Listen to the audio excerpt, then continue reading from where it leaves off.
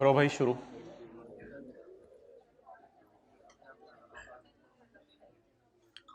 अच्छा जी, अब बस जो हम पढ़ चुके हैं, टिश्यू पेपर आगे चला दो इधर भाई। जो हम पढ़ चुके हैं बस उसी के ऊपर आप जो है वो नज़र रखेंगे हम, और कुछ भी नहीं। पास पेपर का क्वेश्चन 2 मैंने निकालना है, लेकिन उसको भी रहने दें। इधर देखें हमने किया क्या था। सबसे पहले हमने P&L और बैलेंस शीट का फॉर्मेट बना लिया था। मतलब P&L बैलेंस शीट का फॉर्मेट बनाने के बाद हमने एडजस्टमेंट्स पोस्ट करना शुरू कर दी थी। मोटी मोटी यही वर्किंग्स होती हैं खर्चों की और पीपी की, या और किसी चीज़ में ज़्यादा चीज़ें आ रही हैं उनकी हमने वर्किंग्स ओपन कर ली। वर्किंग ओपन करने के बाद एडजस्टमेंट्स पोस्ट कर दी। एडजस्टमेंट पोस्ट करने के बाद जब आखिरी एडजस्टमेंट पोस्ट कर दी तो फिर हमने ट्रायल से सारी फिगर्स उठाई, और ट्रायल से फिगर उठाकर कान इधर रखो, ट्रायल से फिगर्स उठाई और ट्रायल से फिगर्स उठा के हमने सारी अनएडजस्टेड फिगर्स पोस्ट कर दी, और फिर वर्किंग्स को टोटल करके बैलेंस शीट के फेस पे पोस्ट कर दिया। अच्छा जी, पास पेपर क्वेश्चन 1 जैसा किया था वैसा एक सवाल है। सिर्फ मैं आपको पढ़ा रहा हूँ, आपने मुझे बताते रहना है कि आपको ये चीज़ें याद आ रही हैं या नहीं। एक दो कोई नई चीज़ आएगी वो इंशाल्लाह मैं बता दूंगा उसका क्या करना है। पास पेपर का क्वेश्चन 2 सवाल की रिक्वायरमेंट है जी, prepare a balance sheet along with the notes, जैसे पास पेपर क्वेश्चन 1 की थी, along with possible disclosures. Comparative figures are not required. Notes on accounting policies छोड़ें, वो कुछ होते हैं। अब मैं इसका साथ साथ सोल्यूशन खोली जा रहा हूँ और आपको बता रहा हूँ ये सवाल कितना आसान होता है डिस्क्लोजर्स का। Banana Limited is listed on Pakistan stock exchange. Legal status बता दें कंपनी का, legal status listed on Pakistan.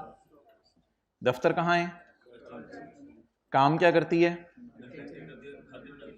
ये जो सारी चीजें हैं। प्लांट कहाँ पे है, नवा शहर में। ये जो सारी चीजें हैं ये सवाल में दी होंगी, आपने एज इट इज लिख देनी होंगी। ये कौन सा डिस्क्लोजर है बता दूंगा, आपको बता दूंगा। ये सारी चीजें दी होंगी, सवाल में लिख देनी होंगी आपने एज अ नोट नंबर 1, ताकि यूजर्स को नोट्स में पहली चीज ये पता चल जाए। As it is copy paste करके ये लिख दिया हमने, legal status and nature of. सिर्फ ये नई चीज थी और कोई नई चीज नहीं होगी, बस legal status and nature of business. इसके बाद मैं डिस्क्लोजर्स पढ़ता हूं कुछ। इंशाल्लाह इसका मैंने अलग सवाल बनाया हुआ है, इसका अलग सवाल बनाया हुआ है। Adjustment number 5, guarantee issued by us to cherry bank against loan granted to our employees amounted to 16 million. मुझे बताएं, मैंने एम्प्लॉय को लोन दिया है? नहीं, किसी बैंक ने एम्प्लॉय को लोन दिया है।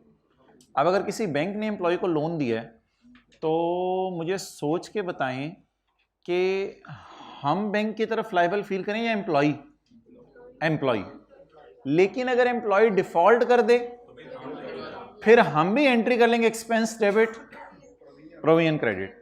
लेकिन गारंटी का डिस्क्लोजर देना होता है, यह भी एक नई बात है। एडजस्ट नहीं करना होता, क्या देना होता है? जो लोग कुछ मसरूफ हैं उनको मैं न्यू कहां लिखा है मैं दिखा दूंगा। अभी 2 जगह मैंने न्यू लिखा है। गारंटीज इशूड, कॉन्सेप्ट समझ आ गया? एम्प्लॉय ने लोन लेना था, एम्प्लॉय गया बैंक के पास, बैंक ने चपेट मार के बाहर भेज दिया। एम्प्लॉय आया एम्प्लॉयर के पास, एम्प्लॉयर ने कहा यार मैं तेरी जिम्मेदारी लेता हूं। बैंक ने जो है उसी चपेट मारे हुए बंदे को अंदर कुर्सी पे बिठा लिया और उसको लोन दे दिया। अब इसकी लाइबिलिटी नहीं बनेगी हमारी। भाईजान तेरी अलाइनमेंट व्हाइट बोर्ड की तरफ हुई हुई है, इधर देख। अब इसकी लाइबिलिटी नहीं बनेगी हमारी, बल्कि क्या होगा, एक डिस्क्लोजर बनेगा बस। As it is copy paste. BL has issued guarantees to cherry bank against loan granted to, that is disclosure. जैसे पीनट वाले सवाल में हमने एक डिस्क्लोज कर दिया था, और डिटरमिनेशन वाले सवाल में एज इट इज उठा के लिख दिया था। अच्छा, अल्हम्दुलिल्लाह ये दोनों तो आपको आते हैं। During the year BL produce 3 million ton of urea. मुझे लग रहा है ये प्रोडक्शन है, it is not capacity, it is not capacity. Operating at 75% capacity. Calculator पकड़ें और मुझे बताएं कैपेसिटी कितनी है। एक्सेलेंट। प्रोडक्शन कितनी की है? ऑपरेटिंग एट 3 पड़ा है 75 पे, नहीं 25 क्या करना है, मैंने शॉर्टफॉल तो नहीं निकालना, मैंने तो पूरी अमाउंट बताएं मुझे। कितने मिलियन टन यूरिया बना सकते थे, कितना बनाया? ये बिल्कुल मुनासिब तरीका नहीं है। हमने ये आईकैप का सोल्यूशन है, हमने जो कॉलम थे वो हमने कॉलम सीखे हुए हैं। हम किस तरह लिख के आएंगे? यूरिया प्रोडक्शन, बस यूरिया ऊपर, प्रोडक्शन कितनी? 3 मिलियन टन कैपेसिटी, और एक लाइन देख के आएंगे the shortfall is due to lower demand in market. ठीक है, बेहतर ये है कि 3 और 4 लिख के आ जाएं। Very easy marks in disclosures. ये पढ़ें क्या करना है। Following decisions were taken by the board of directors held on, 1.5 महीने बाद मैंने आपको लिखवाया था डिविडेंड में, पास पेपर क्वेश्चन 2, किसको याद है? पास पेपर क्वेश्चन 2, कैश ना भाईजान, अमाउंट निकाल के देनी है आपने। इस 3 रुपए पर शेयर पे गुजारा नहीं चलेगा, आपको अमाउंट निकाल के देनी पड़ेगी। अब डिविडेंड की अमाउंट निकालने का एक तरीका यह है कि 3 रुपए को शेयर्स की क्वांटिटी से मल्टीप्लाई कर दें, और एक लंबा तरीका था जो एरर फ्री था, वो मैंने बताया था। आप 3 रुपए को डिवाइड करें, नहीं फेस वैल्यू से, 3 रुपए को डिवाइड करें फेस वैल्यू से, फेस वैल्यू यहां कहीं दी हुई है। 3 को डिवाइड करें तो 30% शेयर कैपिटल ढूंढें।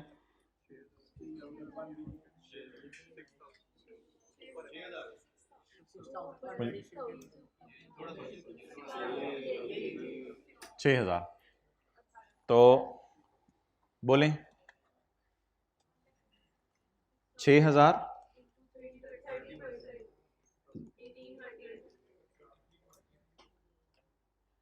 नहीं 3 डिवाइडेड बाय 10 30% होता है। ये तेरे कैलकुलेटर को क्या हुआ है? वो 3 डिवाइडेड बाय 9 होता है, 3 डिवाइडेड बाय 9 होता है ना, 3 डिवाइडेड बाय 10 करके देखो, 30% एग्जैक्ट। अच्छा, अब अंग्रेजी का फिक्रा कोई बनाए। कैश डिविडेंड ऑफ ₹3 पर share amounting to ₹1800 million for year ended 30/6/2018 was approved by board of directors in their meeting held on। थोड़ी सी मेहनत यहां ये करनी थी, 4 मिलियन टन निकालना था, यहां पे ये फिगर निकालनी थी। द बोर्ड ऑफ डायरेक्टर्स, इसमें कोई हेडिंग देना जरूरी नहीं है, सब्सिक्वेंट इवेंट वैसे भी काम चल जाएगा, डिविडेंड की हेडिंग भी आ सकती है। The board of directors in its meeting held on ये propose cash dividend of 3 million subject to approval of members. अब आईकैप ने अपनी तरफ से लाइन डाली है, डाल दें ठीक है, नहीं डालेंगे तो भी कोई मसला नहीं। मेंबर्स की मीटिंग बाद में होती है, एनुअल जनरल मीटिंग जो होती है, शायद कंपनी लॉ आपने पढ़ा होगा, पहले बोर्ड ऑफ डायरेक्टर्स की मीटिंग होती है, बाद में शेयर होल्डर्स की मीटिंग होती है। तो मेरे ख्याल से इतना भी लिख देना काफ़ी है, जो मैंने आपको बताया था वो सवाल से उठा के लिखना काफ़ी है। और आखिरी बात, following decisions were taken by board of director on 16 अगस्त। तो on 16 August financial statements for year ended 30/6/18 were approved. कोई इसकी सिग्निफिकेंस बताए, इस बात की वजह बताए। डेट ऑफ ऑथराइजेशन बताना इसलिए जरूरी है कि 16 अगस्त तक जो इवेंट है वो IAS 10 के स्कोप में फॉल कर रहे होंगे। 16 अगस्त के बाद जो मर्जी हमारे साल की गलती हमें पता चल गई होगी, हमने आंखें बंद कर ली होंगी, क्योंकि डायरेक्टर ने फाइनेंशियल में ऑथराइज कर दी हैं, और आंखें बंद करना नेचुरल है। अब कब तक वेट करें, कब तक वेट करें, कब तक वेट करें? जब कोई बंदे जो है, वो मिसाल दे रहा हूँ, ऐसे सैलाब आया हो, सैलाब में डूब रहे हो, आपके हाथ 10-12 बंदे हैं, उनको लेके आप निकले और कैपेसिटी नहीं है आपकी, जो डूब रहे हैं। तो अब मिसाल दे रहा हूँ मैं, अब ये तो नहीं कहेंगे बाकी साथ ज्यादा करके जा रहे हैं, जो आपकी हिम्मत थी आपने कर लिया। तो फाइनेंशियल स्टेटमेंट्स में भी एक लिमिट है ना। क्या लिमिट है? जिस दिन डायरेक्टर ऑथराइज कर दें उस दिन के बाद जो मर्जी हो जाए, IAS 10 के स्कोप से बाहर है, उसे अगले साल जाके IAS 8 लगा दीजिएगा, प्रीवियस ईयर की एरर सही कर दीजिएगा, IAS 8 बना हुआ है। तो ये 2 डिस्क्लोजर थे, किस स्टैंडर्ड के? IAS 10 के। इसकी हेडिंग क्या हमने पढ़ी थी, बोलें? Date of. तो ये 4-5 डिस्क्लोजर मैंने आपको दिखा दिए, जिनमें एज इट इज आपने चीजें क्या करनी थी, कॉपी पेस्ट करनी थी।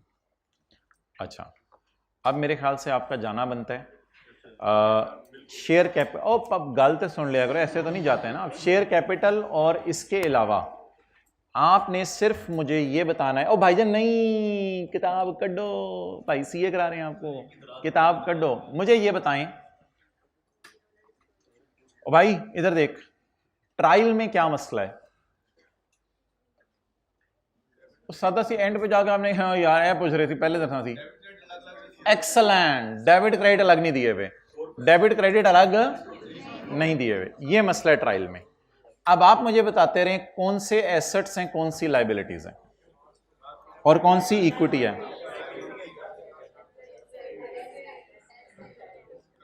तसल्ली से advance from customer. Honda Atlas car वाले अगर हैं तो उन्होंने सरासिफ से गाड़ी बेचने का एडवांस पकड़ लिया हुआ है, इसकी एंट्री क्या होगी?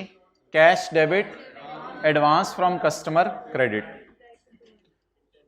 अब इधर आगे मैं करंट एसेट लिखूं, आपने हंसना है मेरे पे, पता है आपको ये एसेट है, ये क्या है? Non current asset. इन्वेस्टमेंट इन, इन्वेस्टमेंट दानिश इंटरेस्ट लें जरा, इन्वेस्टमेंट इन 3 मंथ डिपॉजिट, ये क्या है? Current asset. थोड़े अरसे के लिए बैंक में पैसे रखवाए हुए हैं। Land and building revaluation model. अच्छा अब मेरी बात सुने, अब इसमें हम नोट नहीं बना सकते रिवैल्यूएशन वाला जैसे कल वाली क्लास में बनाया था, क्योंकि लैंड एंड बिल्डिंग का डाटा नहीं दिया हुआ। इसी तरह पीपी भी इधर आ रहा होगा मेरे ख्याल, लैंड एंड बिल्डिंग के अलावा पीपी, इसका भी डाटा नहीं दिया हुआ। नहीं, कॉस्ट मॉडल तो है लेकिन डाटा नहीं दिया हुआ ना। अब नीचे हम इंफॉर्मेशन नहीं है, पास पेपर क्वेश्चन 1 में इनकी इंफॉर्मेशन थी, इसलिए इनका डिस्क्लोजर बनाया था। अब पीपी और लैंड एंड बिल्डिंग का हम डिस्क्लोजर नहीं बना सकते। क्यों नहीं बना सकते? डाटा, लेकिन ये जरूर करेंगे कि लैंड एंड बिल्डिंग और पीपी को मर्ज करके पीपी के नाम से लिखेंगे, पीपी के नाम से, क्योंकि लैंड एंड बिल्डिंग से नजर नहीं आती, सारी चीजें एक ही नजर, इसीलिए उसने यहां पीपी नहीं लिखा हुआ, प्लांट एंड इक्विपमेंट लिखा हुआ है। और हमारी सारी होती हैं प्रॉपर्टी, प्लांट, इक्विपमेंट, उसमें फिर फर्नीचर, कंप्यूटर सब कुछ आ जाते हैं। तो इन दोनों को क्लब करके लिखेंगे, ऐसा ही है।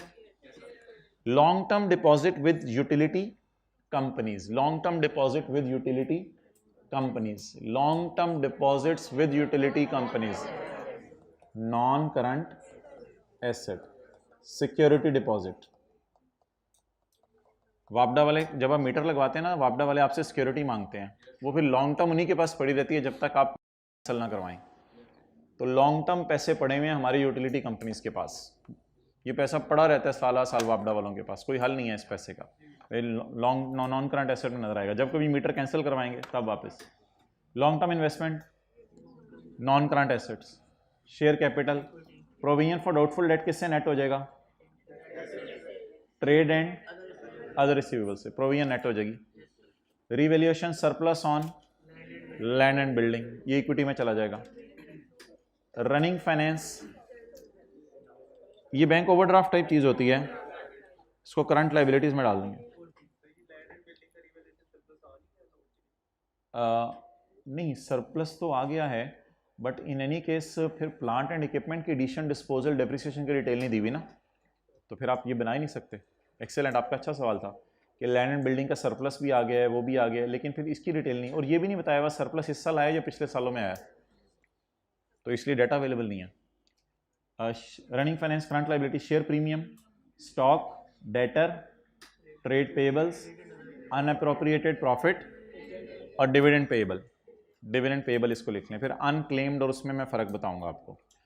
अच्छा, अब थोड़ा सा ज़रा विजुअलाइज करें कि बैलेंस शीट में मैंने आपको कहा था 2 चीज़ें क्लब होती हैं, trade and other payables, advances, deposits, prepayments and other receivables. बस ये 2 चीज़ें मेजर हैं जो क्लब होनी है।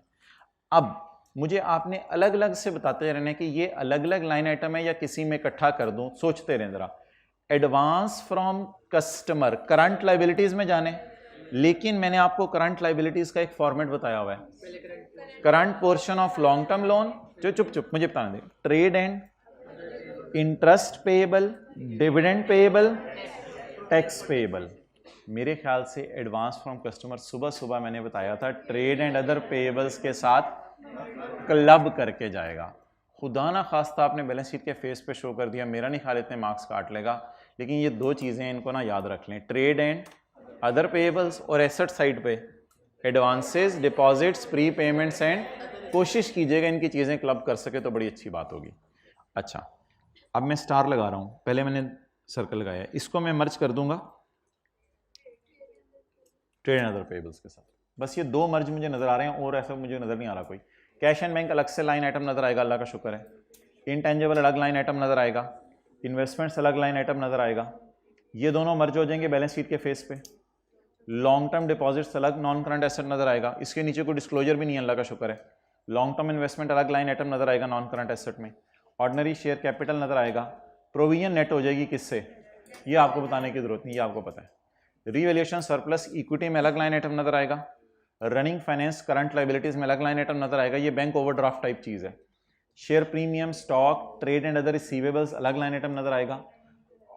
कोई बच्चा कह सकता है यार कि ट्रेड एंड अदर ये जो एक है ना इन्वेस्टमेंट इन 3 मंथ डिपॉजिट, तो इसको आप कह सकते हैं advances, deposits, pre payments and other receivables, लेकिन ये चीजें हैं ही नहीं सवाल में, तो बस ये लाइन अलग से नजर आ जाएगी। और आखिर में रिटेन्ड अर्निंग है और अनक्लेम्ड डिविडेंड है। आप दो चीजें जो मैं मर्ज कर रहा हूं वो नोट कीजिएगा, छुट्टी दे रहा हूं फिर। दो चीजें जो मर्ज कर रहा हूं, सॉरी पीपी, ये दोनों मैंने, एक मिनट मुझे बताएं मैंने ये नोट में क्यों नहीं डाले। इनका डाटा अवेलेबल, जिस तरह नोट बनता होता है पीपी का उस तरह बन सकता है इनका नोट। बारो बारी फारक कर दें, पीपी क्लब कर दिया। इंटेंजिबल अब एज इट इज उठा के फिक्रें लिखनी थी बस। Long term with utility companies, inventories, debtor, cash and bank. ये अकाउंट रिसीवेबल का इंशाल्लाह कोई डिस्क्लोजर है वो देखेंगे। चुप चुप। Authorise share capital, issued share capital, share premium, retained earning, revaluation सब, ट्रेड। ये आई कि आपने गलत किया है। ट्रेड एंड अदर पेएबल्स इस तरह नहीं होना चाहिए, यहां नोट बनना चाहिए। नोट बन के कल की तरह trade payables 1150, advance from customer, दोनों को जमा होना चाहिए, जमा होके फेस पे चले जाएं। कल वाली क्लास याद है, इसका तो नोट उसी तरह बनता है ना, तो ये नोट में बन जाए। उसके बाद बैंक ओवरड्रॉन और अनक्लेम्ड डिविडेंड। कंटिजेंसीज की इंशाल्लाह बात करेंगे, यहाँ डैश डाल के इग्नोर क्यों किया। तो अब सादा सी बात, दो चीजें हैं जो सिर्फ आपने याद रखनी है। मुझे बताएं करंट एसेट्स में मोटी मोटी कौन सी चीजें हैं? Inventory, debtor, cash and bank, advances, deposits, pre payments and, अब उसमें आई डिपॉजिट रहा था, थोड़ा सा मसला हुआ करेगा करंट लायबिलिटीज में। Current portion of long term loan, current portion of lease, trade and payables, interest payable, dividend payable, tax payable, provision for tax, इन सब के अलावा जो चीजें होंगी वो मर्ज हो जाया करेंगी कहां? Trade and other payables. तो ये करंट एसेट्स और करंट लायबिलिटीज में थोड़ा ध्यान रखना होगा, बाकी इंशाल्लाह फेस का मसला नहीं है। ठीक है, अस्सलाम वालेकुम।